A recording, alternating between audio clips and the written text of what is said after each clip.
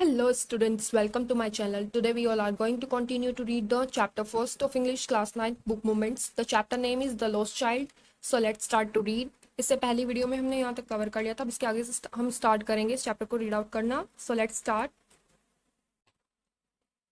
इससे पहले हमने स्टोरी में रीड किया था कि वो बच्चा अपने मन की बात को अपने पेरेंट्स को नहीं बताता है कि उसे खिलौने चाहिए या फिर उसे मिठाइयाँ चाहिए।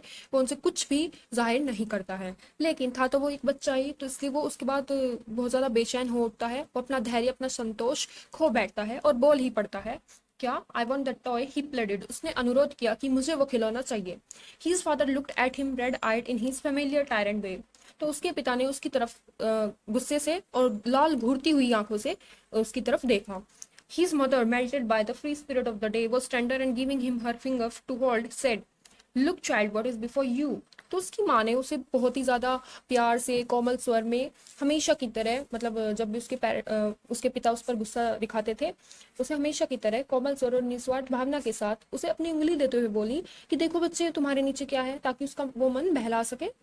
तो वहां पर क्या था? It was a flowering mustard field pale like melting gold as it swift across miles and miles of even land. तो वहां पर क्या था?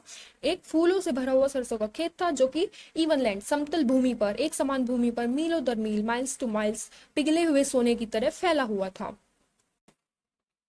अब वो जो बच्चा है वो मेले में जाता है, तो वहां पर उसके बीच, मेले में जाने से पहले उस रास्ते में वो क्या क्या देखता है ये सब बताया गया है। So let's read out. A group of dragonflies were bustling about on their gaudy purple wings, intercepting the flight of a lone black bee or butterfly in search of sweetness from the flowers. Dragon मक्खियों का एक group अपने चमकदार बैंगनी पंखों के साथ भिनभिना रहा था वहां पर, जो कि फूलों की मिठास या फिर मकरंद, स्वीटनेस को हम मिठास या फिर मकरंद भी बोल सकते हैं, उसकी तलाश में मक्खी और तितलियों के रास्ते को काटकर तेजी से आगे बढ़ रहा था। The child followed them in the air with his gaze till one of them would still its wings and rest, and he would try to catch it.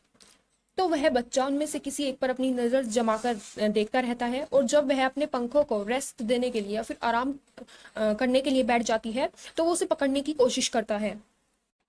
But it would go fluttering, flapping up into the air when he had almost got it in his hands. लेकिन जब वो उनमें से एक को लगभग अपने हाथों में पकड़ने ही वाला होता है, तो वो उस फड़फड़ाती है और वहां से एकदम से उड़ जाती है। Then his mother give a cautionary call, come child come, come on the footpath. तब उसकी माँ उसे वार्न करती है, कॉशनरी कॉल देती है और कहती है, आओ बच्चा आओ, फुटपाथ पर चलो। He ran towards his parents' galley and walked abreast of them for a while, being, however, soon left behind, attracted by the little insects and worms along the footpath that were teeming out from their hiding places to enjoy the sunshine. वह खुशी के मारे अपने parents की ओर भागा और कुछ देर तक अपने पेरेंट्स के साथ चला, लेकिन उसके कुछ ही देर बाद वो जो कीड़े मकोड़े का झुंड था उनमें अट्रैक्ट हो गया, उन्हें देखने के लिए पीछे रह गया, जो कि अपने छिपे हुए गुप्त बिलों या फिर स्थानों से धूप सेकने के लिए बाहर निकल रहे थे। Come child come, his parents called from the shade of a grove where they had seated themselves on the edge of a well.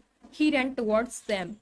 आओ बच्चे आओ, उसके माता पिता पेड़ों के झुंडों के नीचे एक कुएं के किनारे बैठ गए विश्राम करने के लिए, आराम करने के लिए। तो उन्होंने उसे वहीं से बुलाया, वहीं से पुकारा, तो वो उनकी ओर भाग कर गया। A shower of young flowers fell upon the child as he entered the grove, and forgetting his parents, he began to gather the raining petals in his hands. जब बच्चा उन कुंजों में, उन पेड़ों के कुंजों में घुसा, तो नए खिले फूलों की बौछार उसके ऊपर हुई और वह अपने पेरेंट्स को भूलकर उस वर्षा हो रही कलियों को अपने हाथों में समेटने लगा। But Lou, he heard the cooing of doves and ran towards his parents, shouting, the dove, the raining petals dropped from his forgotten hands. तब उसे वहां पर जल्द ही उसे वहां पर एक पक्षी देखा जिसका नाम फाख्ता था, और जिसकी घुटर घू उसे सुनाई दे रही थी। वह फाख्ता फाख्ता कहता हुआ अपने पेरेंट्स की ओर भागा, और जो कलियां उसने अपने हाथों में समेटी थी वो उसके हाथों से नीचे गिर गई, क्योंकि अब वो उस पक्षी को देखने में खो गया था और वो उन जो उसने कलियां अपने हाथ में समेटी थी उन्हें भूल चुका था। Come, child, come, they called to the child, who had now gone running in wild capers round the banyan tree, and gathering him up, they took the narrow, winding footpath which leads to the fair through the mustard fields. उसके parents ने उसे पुकारा कि आओ बच्चे आओ, जो कि बरगद के पेड़ के चारों ओर खुशी खुशी से उछल कूद कर रहा था। उसे लेकर वे सरसों के खेतों में घूमकर जाने वाली तंग पगडंडी या फिर फुटपाथ भी बोल सकते हैं, उस पर चल पड़े जो कि मेले की दिशा को जाती थी। तो स्टूडेंट्स, इस वीडियो में इतना ही। अब हम कंटिन्यू करेंगे नेक्स्ट वीडियो में। So thank you for watching.